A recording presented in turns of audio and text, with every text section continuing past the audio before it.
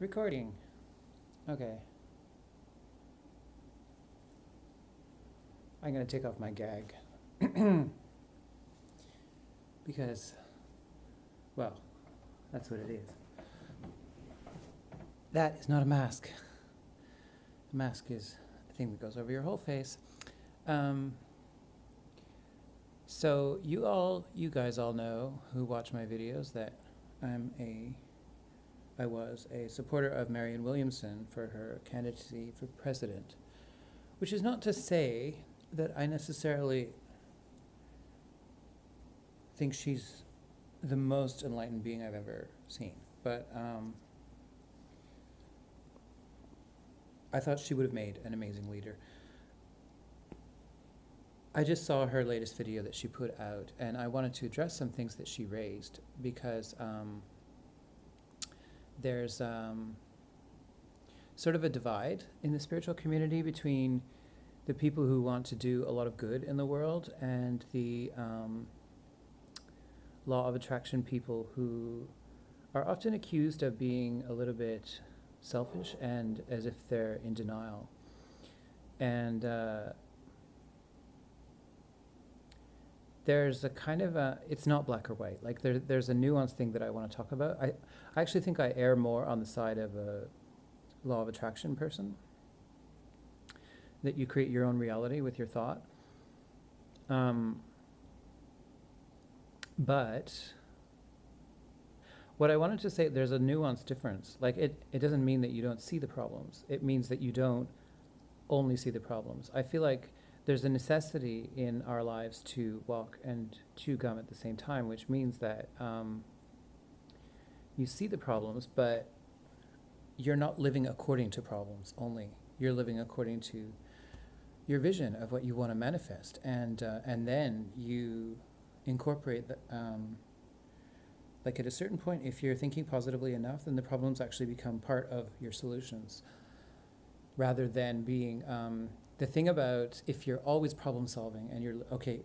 There's this philosophy that I think is very, very prevalent, especially in the world of I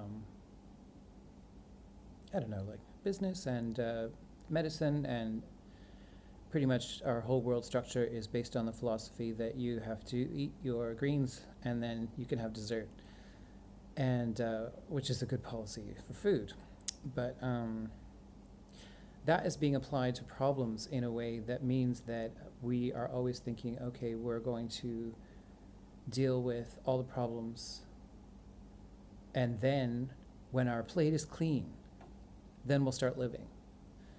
And the universe isn't going to give you time to do that. And also the problems have an endless ability to clone themselves and unravel, keep unraveling and unraveling and unraveling. So if you get into the habit of searching for problems, even if you get to the point where your plate is objectively clean, you will not see it as clean because you'll be programmed to search for problems. So even the clean plate will look like a problem to you. And so there was something, I saw Marianne Williamson talking to, I think he was a kind of a Christian visionary spiritual lecturer, like what I would say a more New Age kind of Christian. I wasn't familiar with his work, but he said something really brilliant that I wanted to see if I could quote, because they were talking about the difference between law of attraction and being socially conscious and helpful. And he said something, well, yeah, and also I don't know if Marianne Williamson really caught this when he was talking, but it wasn't really relevant to what she was talking about anyway, but he kind of said something like, if you're only thinking positively in order to avoid the negative, then in a way you're practicing the negativity doing that also. That's not law of attraction in its purest form, which is basically, law of attraction would mean that you're manifesting positivity because you love the positive, not because you hate the negative. So the end is contained in the means.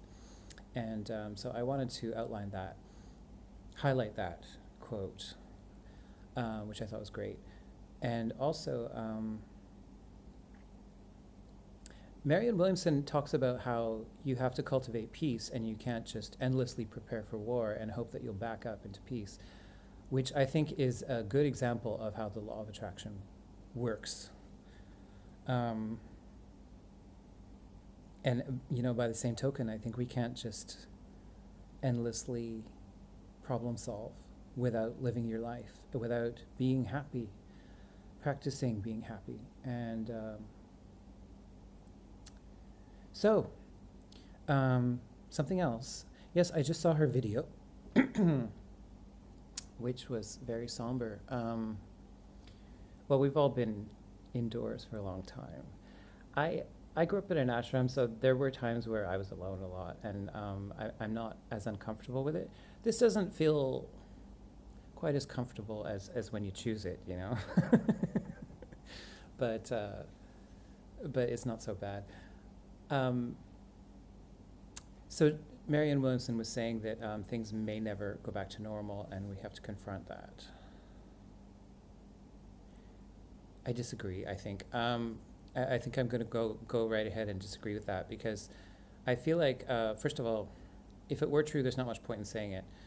Second of all, I kind of feel like nature has to reassert itself at some point. I think that the virus is an example of nature asserting itself, but I also think that humanity, we often forget, we think humanity's standing outside of nature, and nature's this other force, it's this green energy, and we're like the automatons creating technology everywhere, but we're actually a product of nature, and nature is fully cognizant, if you think of nature as a conscious thing, of what we're doing. And also orchestrating it a little bit. So I cannot see a lockdown going on indefinitely, because first of all, I mean, just on a very practical level, businesses have to continue in some form or other, and I think that also people are going to have sex at some point. I mean, I realize some of y'all are already in relationships, but I think that people will, the natural urge will kind of assert itself over and above everything. And when I talk about businesses also, I want to state this, because there's a narrative out there right now, that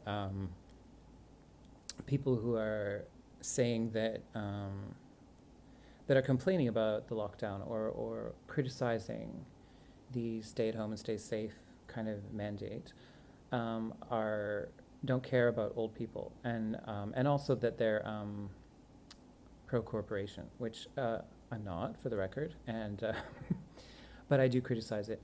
I think it's a bad way to handle a epidemic, especially this particular one. I don't think it's being handled well. And I also think that at a certain point you have to, unless you actually have a cure for the virus, I don't think just containing it in this sort of like white knuckle strangleholds, as if you can contain a force of nature anyway, is really the best way to go about it, especially when you're relying on, or actually I would say rather putting pressure on the public to maintain a Shaolin level of discipline, for staying in and being alert about their body and washing their hands. And I mean, obviously we should all wash our hands, but also saying it incessantly in this sort of nanny kind of a critical nanny voice is not the most inspiring motivation for people to do that. And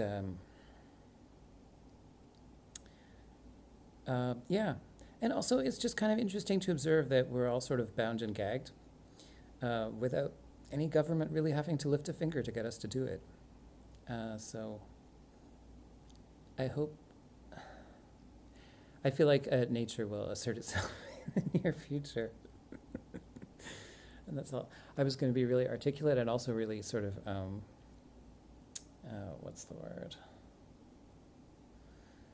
Cutting, I guess. But I think I'm just being comedic anyway. Yeah. Stay happy. That's my advice to you.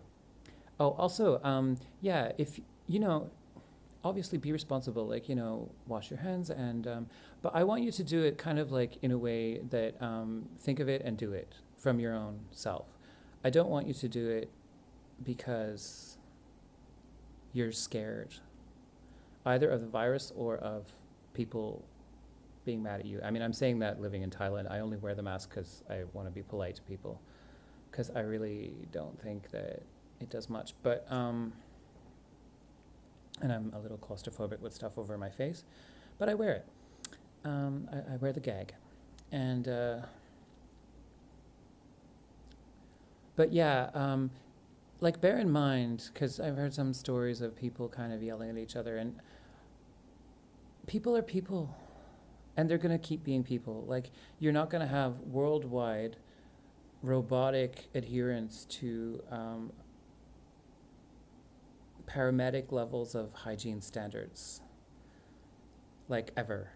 Let's be real. Because, like, you know, if you want to take the virus seriously, I think you should, but I also think you should take seriously the fact that people are people and they're not going to be scolded into some kind of perfect robotic behavioral homogenous behavior. And my camera looks weird, and I think there's something wrong with the screen. I don't know what's going on there, but it's all streaky. Anyway. Okay. Be happy. Bye.